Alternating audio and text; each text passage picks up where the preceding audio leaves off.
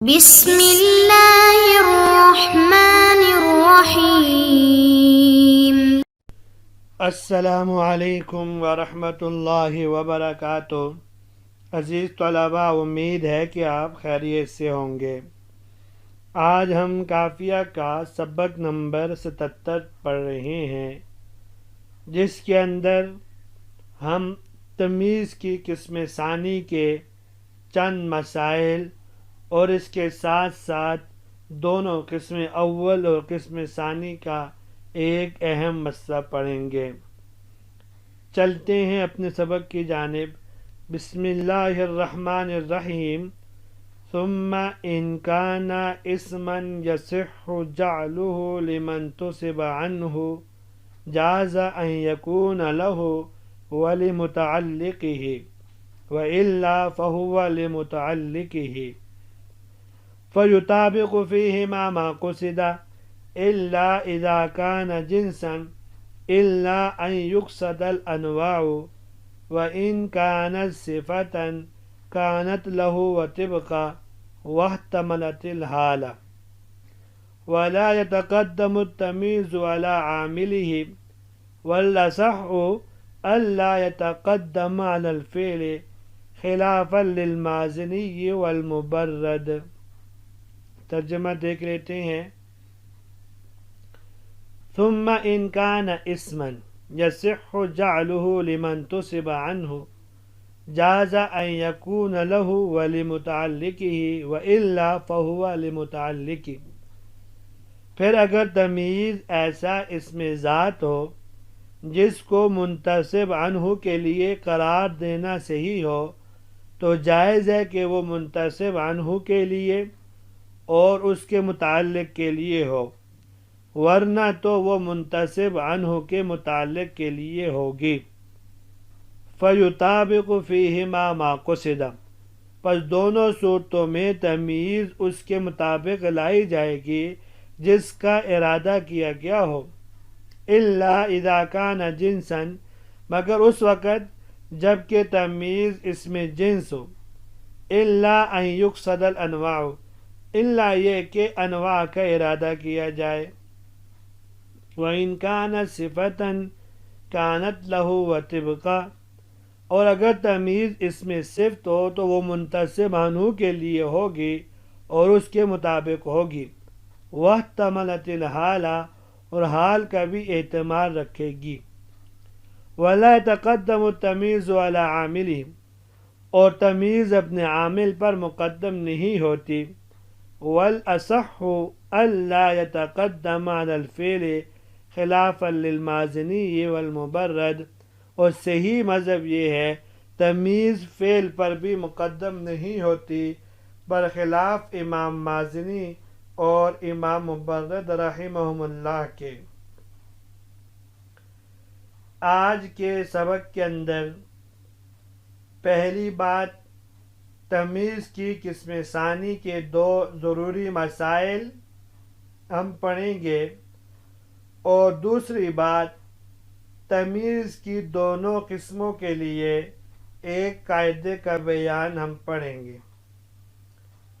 ثم ان کان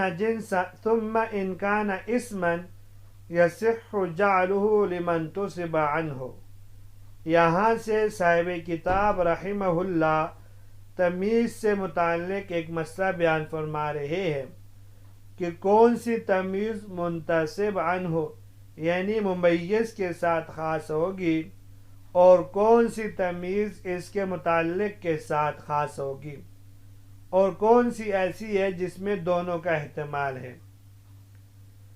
مختصر خلاصہ سب کا یہ ہے کہ تمیز یا تو اس میں ذات ہوگی یا اس میں صفت۔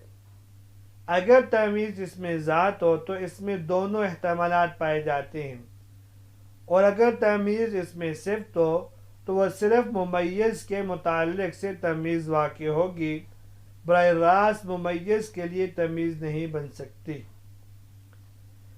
تفسیر اس کی یہ ہے، اگر تمیز ایسا اسم ہو جس کا حمل ممیز پر ہو سکتا ہو، یعنی اس میں ذات ہو اور ممیز کے لیے خبر بن سکتی ہو، تو اس کو ممیز اور اس کے متعلق دونوں کے لیے تمیز بنانا جائز ہے.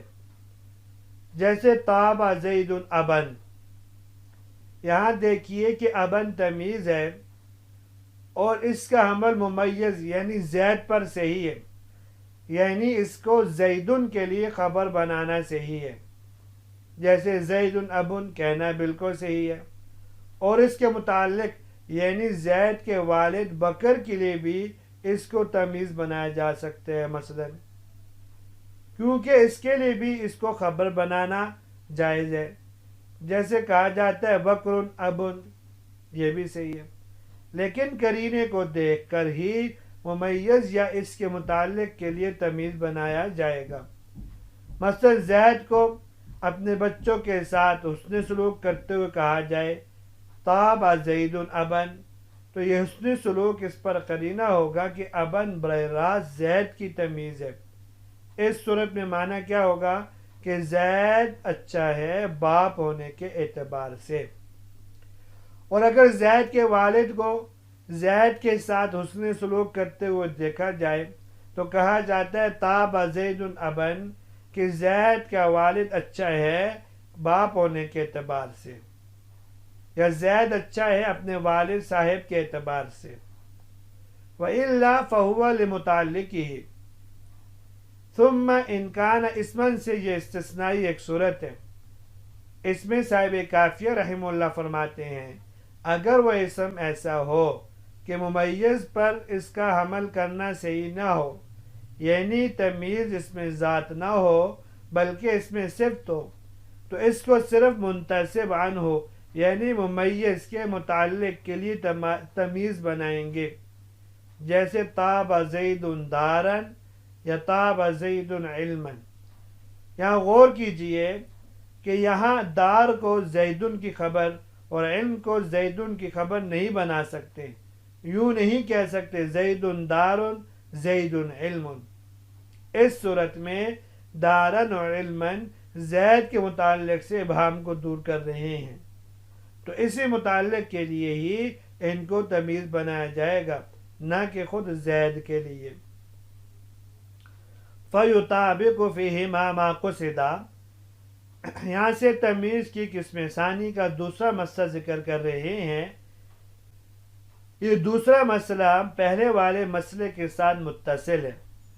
فرما رہے ہیں کہ مذکورہ دونوں صورتوں میں یعنی چاہے تمیز کا حمل منتسب عنہ پر صحیح ہو یا نہ ہو، دونوں صورتوں میں تمیز کو ممیز کے مطابق لایا جائے گا. یعنی ممیز مفرد ہو تو اس کو بھی مفرد، وہ تثنیہ ہو تو اس کو بھی تثنیہ، اور وہ جمع ہو تو اس کو بھی جمع لایا جائے گا. اس تمیز کی مثالیں جو ممیز کے ساتھ خاص ہو، جیسے طاب زید نفسا، طاب الزیدان نفسین، طاب الزیدون نفوسا. اور اس تمیز کی مثال جو کہ اس کے متعلق کے ساتھ مخصوص ہو، جیسے طاب زید دارن، طاب الزیدان دارین، طاب الزیدون دیارن. اور اس تمیز کی مثال ہے جس میں دونوں کا احتمال ہو، مثلا طاب زید ابن، طاب الزیدان ابوین، طاب الزیدون آباء، الا اذا کان جنسا. یہاں سے فرماتے ہیں عام طور پر تو تمیز ممیز کے موافق لائی جائے گی، لیکن تمیز اگر جنس ہو اور اس کا حمل ممیز پر چاہے جائز ہو یا نہ ہو، ممیز مفرد تثنیہ جمع جیسے بھی ہو، ہر صورت میں تمیز کو مفرد لایا جائے گا، اس لیے کہ جنس کا اطلاق قلیل اور کثیر دونوں پر سب پر ہوتا ہے. جیسے طاب زید علما، طاب الزیدان علما، طاب الزیدون علما، الا ان یقصد الانواع ہو. یہ اس صورت سے استثناء ہے اگر تمیز جنس بھی ہو لیکن متکلم کا ارادہ اس سے اس کی انواع کا ہو، مختلف اقسام کو ذکر کرنے کا ہو، تو ایسی صورت میں اس کو ممیز کے موافق مفرد تثنیہ جمع لایا جا سکتا ہے. جیسے طاب زید علما، طاب الزیدان علمین، طاب الزیدون علوما. یہ اس صورت میں کہا جائے گا جب متکلم کا ارادہ یہ ہو کہ ایک زید ان کی ایک نوع کی وجہ سے اچھا ہے، دوسرا زید دوسرے نوع کی وجہ سے اچھا ہے۔ وَإِن كَانَتْ صِفَةً كَانَتْ لَهُ وَطِبْقًا، اس کا عطف ما قبل والی عبارت ثم ان کان اسمن پر ہے۔ اس میں فرماتے ہیں اگر تمیز اس میں ذات نہ ہو بلکہ اس میں صفت یعنی اسماء مشتقہ میں سے کوئی ہو تو اس کو منتسب عنہ کے لیے ہی تمیز بنایا جائے گا، کیونکہ صفت کے لیے موصوف کا ہونا ضروری ہے، اور مذکور یعنی منتسب عنہ اپنے متعلق کے مقابلے میں زیادہ اولا اور حقدار ہے موصوف بننے کے لیے۔ اس کے بعد صاحب کافیہ فرماتے ہیں وطبقہ، یعنی اس تمیز کو اپنے ممیز کے ساتھ واحد تثنیہ جمع میں موافق لایا جائے گا، کیونکہ موصوف اور صفت کے درمیان مطابقت ضروری ہوتی ہے، جیسے طاب زید والدن یا طاب زید فارسا، طاب زیدان فارسین، طاب زیدون فارسین۔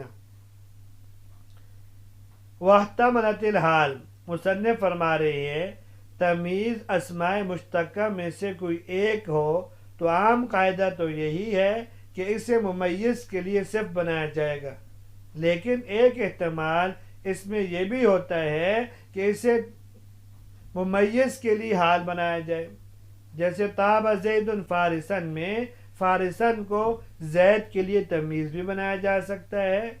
اس صورت میں عبارت یہ ہوگی طاب زید من حیث انہ فارسن، اور اس کو حال بھی بنایا جا سکتا ہے۔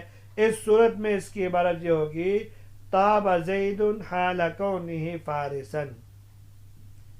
صاحب کتاب کے انداز کلام سے یہ بات واضح ہو رہی ہے کہ ایسی صورت میں اس میں صفت کو تمیز بنانا راجح ہے، اور حال بنانا بھی اگرچہ جائز تو ہے لیکن مرجوح ہے، اور جہاں حال بنانے سے معنی فاسد ہو رہا ہو تو پھر اسے حال بنانا صحیح نہیں ہوگا۔ وَلَا يَتَقَدَّمُ عَلَىٰ عَامِلِهِ، یہاں سے تیسرا مسئلہ تمیز کی دونوں قسموں کے لیے ایک ضروری قاعدہ بیان فرما رہے ہیں کہ تمیز اپنے عامل یعنی ممیز پر مقدم نہیں ہو سکتی۔ وجہ اس کی یہ ہے کہ تمیز کا عامل اس میں تام ہوا کرتا ہے اور وہ کمزور قسم کا عامل ہے، اس لیے اگر تمیز اس کے بعد ہو تب تو اس میں یہ عمل کر سکتا ہے، لیکن تمیز اگر اس سے مقدم ہو تو پھر اس میں عمل نہیں کر سکتا۔